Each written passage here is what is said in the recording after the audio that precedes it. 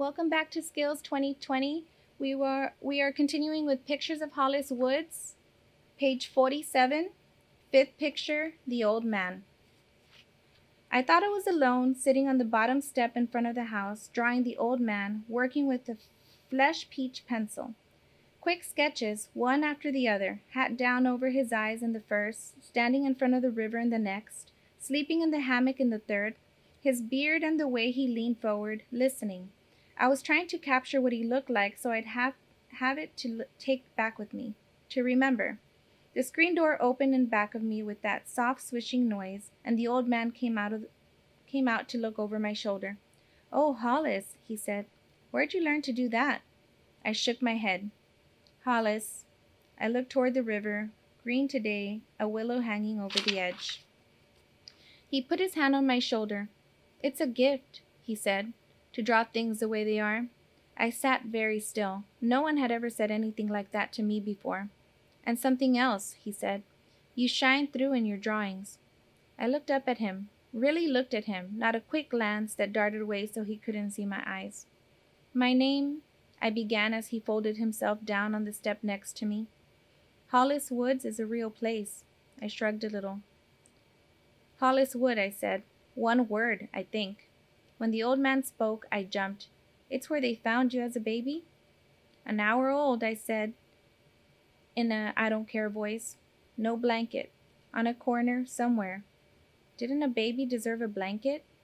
And just a scrap of paper. Call her Hollis Woods. One day I had gone to see that place. I ran away from one of my houses, tan green brick. I circled Queens, on the subway, off the subway, onto Q2 bus, and off the Q2 bus, until I found the spot. It was winter, bleak, but the houses were pretty.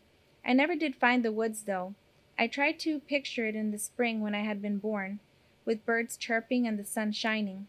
Now I saw Stephen come into view in the rowboat. "I play hockey," I told the old man. "Everyone says I'm tough. They say I'm trouble." The old man made a sound in the back of his throat. "Stephen is a great kid," I said. The old man looked surprised. I waited to hear if he would say anything, but Stephen banged the rowboat hard into the rocks along the bank. The old man made another sound. Watch that, Stephen." The kingfisher is on the branch downstream," Stephen called. So we went down to the boat and climbed in to go have a look. Chapter 5. Over the river and through the woods, Josie sang one morning at breakfast. It was a late breakfast. We had stayed up most of the night watching an old black and white movie.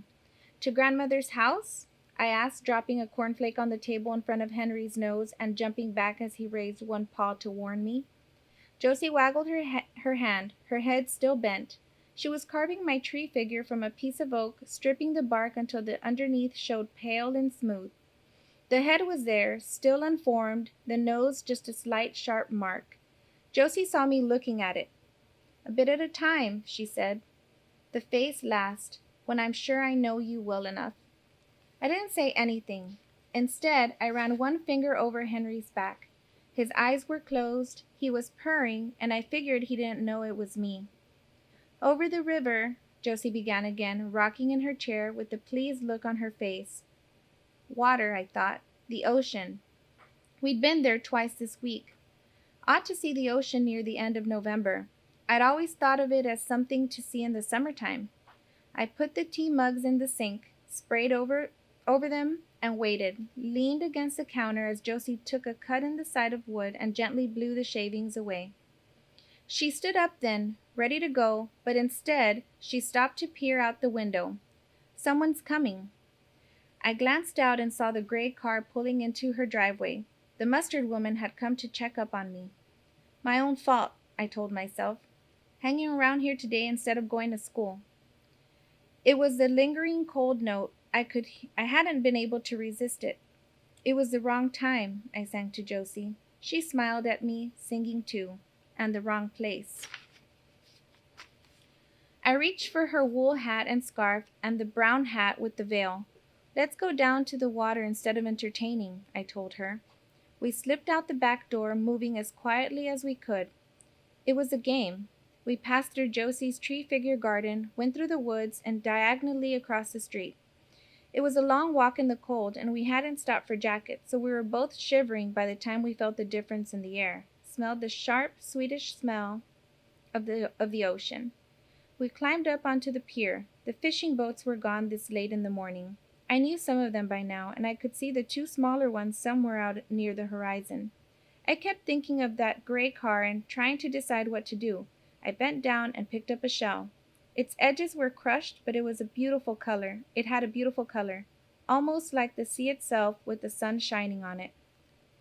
"A piece of good luck," Josie said. I slipped it into my pocket of my jeans and nodded. We needed luck. Josie had moved away from me. I turned and saw her lying on the jetty, holding her hat on with one hand, the loose end of her scarf floating in the water. She wiggled herself down and down until I thought she'd go over. Then at last she reached into the mass of foam that had settled around the stanchions of the pier. A moment later she was up, strands of sea grass clutched in her hand, several inches long, curled along the edges. They were the color of sand. Josie smiled at me and held them up to my hair. "I thought so," she said, "almost an exact match." I nodded, realizing she had gathered them for my wood figure. It made me think of the drawing box the old man had given me. How often I had held up a pencil to match the color against something. Was the drawing box still at the house in Branches? I turned as I heard the sound of a car and of tires bumping along the wooden planks of the pier in back of me. The mustard woman. She came to a stop about 2 inches away from us and rolled down the window. "Why aren't you in school?" "School?" Josie asked, looking confused. I didn't answer. Of course I didn't. I had learned to keep my mouth closed long ago. In my mind, I pulled myself into a small knot deep inside and tried to think about something else, anything else. "Get in the car," the mustard woman said. "I'll drive you there right now." One of the fishing boats had almost disappeared. All that was left of it was the needle-thin mast on top. Someday I'd like to be on that boat, I thought, to see what it would be like to look back at the land. I glanced at the railing that ran along the end of the pier. It was so low it would be hard to see from a ship. "School," Josie said. "Of course." She put her hand on my shoulder. It was a hand holding the sea grass. I felt a soft scratch against my skin. Josie's legs were bare, with dainty spider veins showing, and her silky shoes were soaked with snow and spray. I didn't want the mustard woman to see them. I opened the back door of the car and slid in, and we drove off, leaving Josie looking after us, her head tilted as she waved at me, the sea grass in her hand blowing in the wind. "What's going on here?" the mustard woman said. "No school?" I ran my tongue over my lips, trying to figure out the best lie I could. I told her today was a holiday, teachers' conference. The mustard woman shook her head. "And she believed that?" she said. "We'll have to see about this." I reached into my pocket and held onto the shell. For the first time in my life, I thought I'd really have to go to school. I'd have to if I wanted to stay at Josie's.